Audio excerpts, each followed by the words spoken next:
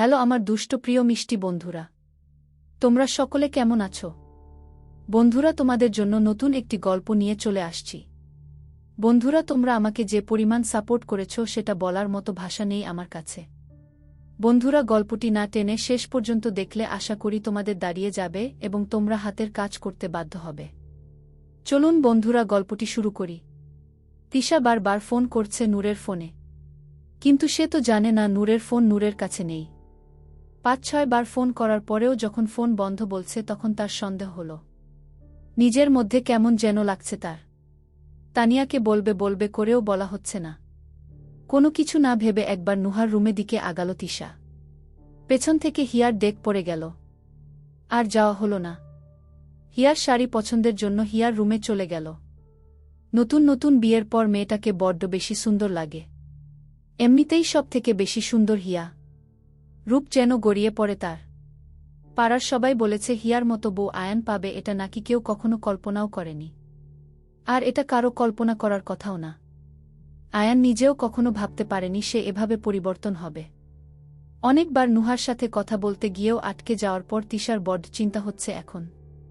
তিশার মনে হচ্ছে নূর তার উপর কোনো কারণে রেগে আছে, তাই নুহাকে দিয়ে ফোন করাবে। কিন্তু তার মাথায় এটা ছিল না। নূরের ফোন বন্ধ। সকাল গড়িয়ে বিকেল, বিকেল গড়িয়ে সন্ধ্যা হয়ে গেল। তিশার চিন্তা বেড়েই যাচ্ছে। কালকে তানিয়া ওই কথা বলার পর তানিয়াকে তার এই চিন্তার কথা বলতে ইচ্ছে করছে না। নিজের ইচ্ছে না থাকা সত্ত্বেও তানিয়ার ঘরের দিকে গেল। কারণ তানিয়ার সাথে কথা বললে অনেক দিক থেকে সে মানসিক শান্তি পায়। তানিয়া বিছানা ঝাড়ছে আর ভাবছে কালকে নূর গেল, এখনও একটা ফোন করেনি তাকে। এমনি সময় ভাবি তিশাকে এটা বলে দিয়েন। ভাবি ওই দিকটা দেখেন। সারাদিন একটার পর একটা প্রেশার তাকে দিয়ে রাখত। বাড়ি যাওয়ার পর তিশার ফোন ব্যস্ত পাওয়ায় একবার ফোন করে বলেছিল ঠিকভাবে পৌঁছে গেছে, এটা তিশাকে বলি দিতে। হঠাৎ কি হলো তার? কোনো বিপদে আছে কিনা? একবার মামির ফোনে কল করবে কিনা? হঠাৎ দরজায় কারো আওয়াজ পেয়ে সামনে তাকিয়ে দেখল তিশা। তিশা ভিতরে এসে বিছানায় বসে বলল, ব্যস্ত তুমি? ধুর না, সব কাজ শেষ করে এসেছি। বড্ড ঠান্ডা লাগছে। এই শীতের সময় কেউ বিয়ে করে? কাজ করতে করতে হাত পায়ে এখন বোধ পাচ্ছি না। সব ঠান্ডা হয়ে আছে। ঈশান কোথায়? ওকে বাবা ডাকলো একটু, তাই তো বের হলো। মনে হয় বুভাতের আয়োজনের জন্য ডেকেছে। তানিয়া হঠাৎ খেয়াল করল তিশার চেহারাটা বড্ড ফ্যাকাসে লাগছে। তানিয়া জিজ্ঞেস করল, কি হয়েছে তোমার তিশা? তুমি সুস্থ আছো তো? চেহারাটা এমন ফ্যাকাসে লাগছে কেন? তিশা নিচে তাকিয়ে বলল, নূর ফোন ধরছে না, মোবাইল বন্ধ, কোনো খোঁজ পাচ্ছি না। আমার খুব ভয় হচ্ছে। তানিয়া কি বলে সান্ত্বনা দিবে? তার নিজেরও তো একই চিন্তা। তারপরও তিশাকে সান্ত্বনা দিয়ে বলল, চিন্তা করো না, হয়তো কোনো কাজে আটকে গেছে। তিশা উত্তেজিত হয়ে বলল, না তানিয়া, সে সব সময় আমার ফোন ধরে। যত ব্যস্ত থাকুক আমার ফোন ধরলে সময় নেয় না। আর ওর ফোন বন্ধ কেন? সারাদিন কতবার ফোন দিয়েছি বন্ধ বলে। একটা কাজ করো, নুহাকে দিয়ে মামার ফোন একটা কল দেও। তিশা ব্যস্ত হয়ে ফোন বের করে বলল, তা নুহাকে দিয়ে দিতে হবে না, আমি দিচ্ছি। তানিয়া তিশার হাত ধরে বলল, না না তুমি দিও না। কেন? আমি দিলে কি সমস্যা? তানিয়া আমতা আমতা করে বলল, আমার কেন যেন সন্দেহ হচ্ছে তোমাকে নিয়ে কোনো ঝামেলা হয়েছে। তিশা অবাক হয়ে তাকালো। সে তো এটা ভেবেই দেখেনি। তানিয়াকে বলল, কি বলছো এসব? আমার জন্য? মানে? আমার মনে হয় মামা তোমার আর নূরের চলাফেরা খেয়াল করেছে। করলেও আমার মনে হয় না মামা এমন কোনো সন্দেহ করবে। আর সন্দেহ করলেও মামার এমন রিয়েক্ট করার কথা না। সে আমাকে খুব ভালোবাসে নিজের মেয়ের মতো।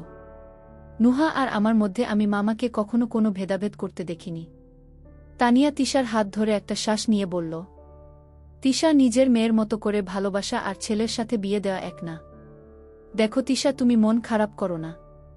তোমাকে কিছু কথা বোঝানোর জন্য বলছে। আমাদের পরিবার আর মামাদের পরিবারে অনেক ভিন্নতা রয়েছে।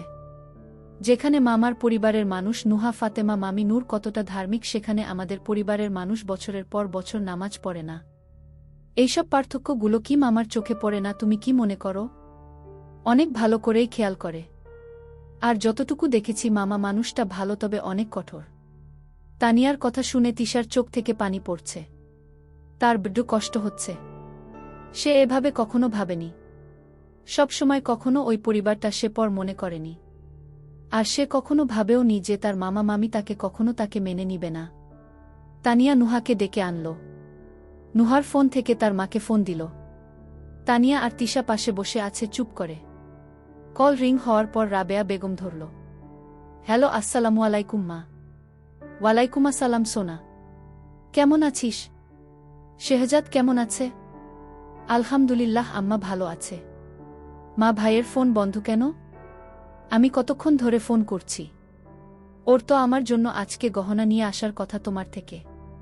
আমি বলে দিব কোনটা কোনটা আনতে হবে, কিন্তু ও ফোন ধরছে না। ও কোথায়? রাবেয়া বেগম মুখ ভার করে বলল, কোনো জুয়েলারি নিতে হবে না। নূর আর যাবে না ওই বাড়ি। তুমি আর শেহজাদ তাড়াতাড়ি বিয়ে শেষ করে চলে আসো। তোমার ভাইয়ার আছে, তোমার আয়শা আপুর বিয়ে ঠিক করেছি আমরা। এখানে অনেক কাজ। তাড়াতাড়ি বিয়ে শেষ করে আসো। আচ্ছা আম্মা। নুহাকে এই কথাগুলো তানিয়া শিখিয়ে দিয়েছিল, যাতে নূর কোথায় সেই খবরটা জানা যায়। তিশার মাথায় আকাশ ভেঙে পড়ল সব শুনে। তিশা ফুপিয়ে ফুপিয়ে কাঁদছে। তার কান্না দেখে তানিয়া বুঝতে পারছে না কি করবে। তানিয়া তিশার মাথায় হাত বুলিয়ে দিচ্ছে।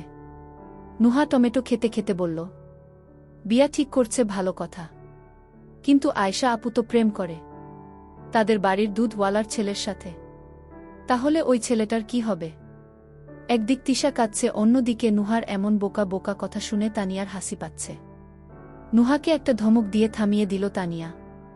তারপর তিশাকে সান্ত্বনা দিতে দিতে বলল, দেখো তিশা, কান্না করো না। কান্না করলে সব ঠিক হবে না, কিন্তু একটা ভাবতে হবে। রাবেয়া বেগম সোজাসাপটা অনেক, তাই এভাবে সব বলে দিয়েছে। জামাল সিকদার এসে রাবেয়া বেগমের হাতে ফোন দেখে পাঞ্জাবি খুলতে খুলতে বলল, কে ফোন করেছিল? নুহা ফোন করেছে। জামাল সিকদার উত্তেজিত হয়ে বলল, নূরকে আটকে রেখেছি এটা বলনি তো? না না, বলেনি। শুধু বলেছি নূরের সাথে আয়শার বিয়ে ঠিক করেছি।